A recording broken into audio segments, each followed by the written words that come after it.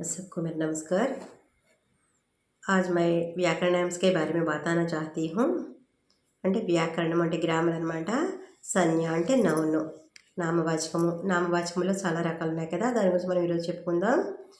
जो शब्द किसी व्यक्ति, वस्तु, स्थान और गुण के नाम बताते हैं उन्हें संज्ञा कहते हैं.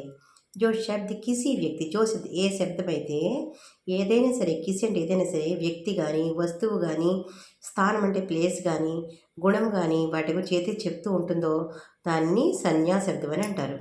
చూడండి, వ్యక్తి, వస్తువు, స్థానము, గుణము యొక్క పేరును తెలియజే శబ్దములను సంజ్ఞలు అని పిలువడం. జైసే రాకేష్, సీత, కలం, కితాబ్, ఢిల్లీ. అంటే మనిషి పేరు, అబ్బాయి పేరు, అమ్మాయి పేరు, వస్తువు పేరు, పుస్తకం పేరు, అలాగే ఊరు పేరు, ఇలా ఏదైనా సరే.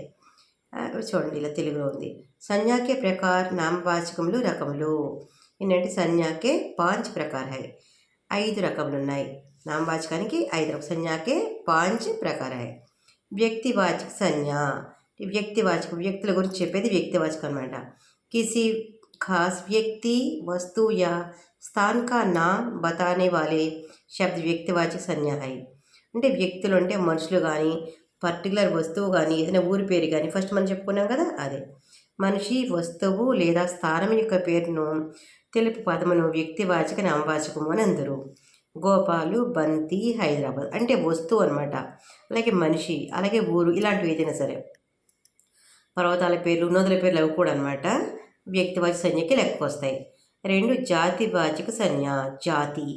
जो संज्ञा एक ही जाति के व्यक्तियों, वस्तुओं के नाम बताता है उसे जातिवाचक संज्ञा कहते हैं.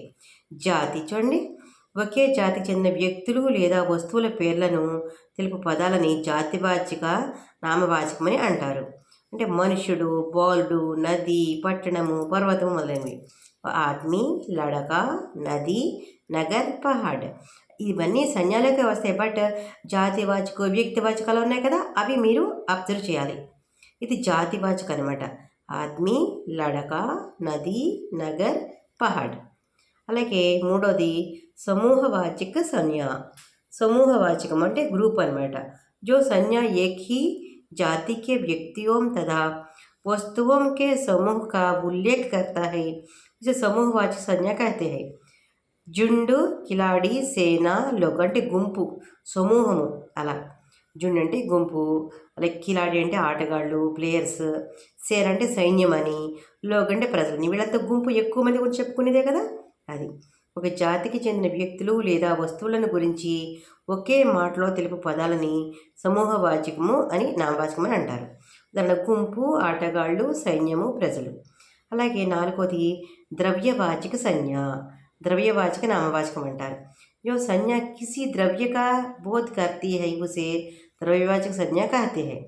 సోనా అంటే బంగారం అని అర్థం. ఇక్కడ నిద్రించడం కాదు, సోనా అంటే నిద్రించడము, బంగారం 2 అర్థాలు ఉన్నాయి. ఇక్కడ ద్రవ్యం అనగానే బంగారం అని అర్థం వస్తుంది. తేల్ అంటే నూనె, షహద్ అంటే తేనె. చూడండి, బంగారము, నూనె, తేనె అంటే ఇలాంటి ద్రవ్యాలు అనమాట.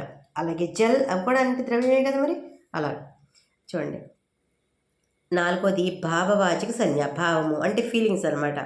ఈ శబ్దం సే కిస్ గుణ, స్వభావ, దశా కా బోధ్ హో వే భావవాచక సంజ్ఞ కహలాతే హై. దాంట్లో క్రోధం అంటే కోపం, బచ్పన్ అంటే బాల్యము, కాలిమా నల్లదనము, అచ్చాయి మంచితనము, బురాయి చెడ్డతనము, ఇవన్నీ కూడా, ఇలాంటి గుణాలన్నీ కూడా భావవాచక సంజ్ఞలోకి వస్తాయి. ఓకేనా. వ్యక్తి లేదా వస్తువు యొక్క రంగు కానీ, గుణము కానీ, పరిమాణము కానీ తెలుగు పదాలన్నీ కూడా భావవాచక నామవాచకం అని అంటారు. కోపము, బాల్యము, నల్లని రంగు అంటే రంగులన్నీ కూడా, మంచితనము లేకపోతే చెడ్డతనము, అలాగే ఇవన్నీ కూడాను భావవాచక సంజ్ఞలోకి వస్తాయి అన్నమాట. ఇప్పుడు మనం ఈరోజు ఏం చెప్పుకున్నాము, వ్యాకరణాంశాల్లో సంజ్ఞ గురించి చెప్పుకున్నాము, సంజ్ఞలో రకాలు చెప్పుకున్నాము. సంజ్ఞలో రకాలు 5 అని, సంజ్ఞకి 5 ప్రకార హై. వాటి వ్యక్తివాచక సంజ్ఞ, వ్యక్తివాచక సంజ్ఞలో గోపాలు, గేందు, హైదరాబాదు. జాతివాచక సంజ్ఞ అంటే జాతికి సంబంధించింది, అందులో ఆద్మీ, లడక, నది, నగర్, పహాడ్ ఆది. సమూహవాచక సంజ్ఞల ఎగ్జాంపుల్స్ జుండు, కిలాడి, సేన, లోక్. అలాగే ద్రవ్యవాచక సంజ్ఞలో ఎగ్జాంపుల్స్ సోనా, తేల్, షహద్ ఎగ్జాంపుల్స్. భావవాచక సంజ్ఞలో భావాలకు సంబంధించినవి క్రోధ్, బచ్పన్ను, కాలిమ, అచ్చాయి ఆది. ఇలాగే మళ్ళీ రేపు నేను మరికొన్ని గ్రామర్ పాయింట్స్ చెప్తాను. తప్పనిసరిగా చూడండి, లైక్ చేయండి, షేర్ చేయండి, సబ్స్క్రైబ్ చేయండి. ఈ గ్రామరు ప్రతిరోజు కూడా ఒక్కొక్క గ్రామర్ పాయింట్స్, అలాగే ఈరోజు సంజ్ఞ కదా, అట్లాగే రేపొద్దున లింగ బదలాన్ని, వచన బదలాన్ని, శుద్ధికి లాంటివన్నీ కూడా మనం చెప్పుకుందాము. మీరు తప్పనిసరిగా లైక్ చేయండి. ప్రతిరోజు కూడా మీరు చేసి చూసి కామెంట్స్ తెలియచేయండి. ఆల్ ద బెస్ట్, అందరికీ గుడ్ లక్.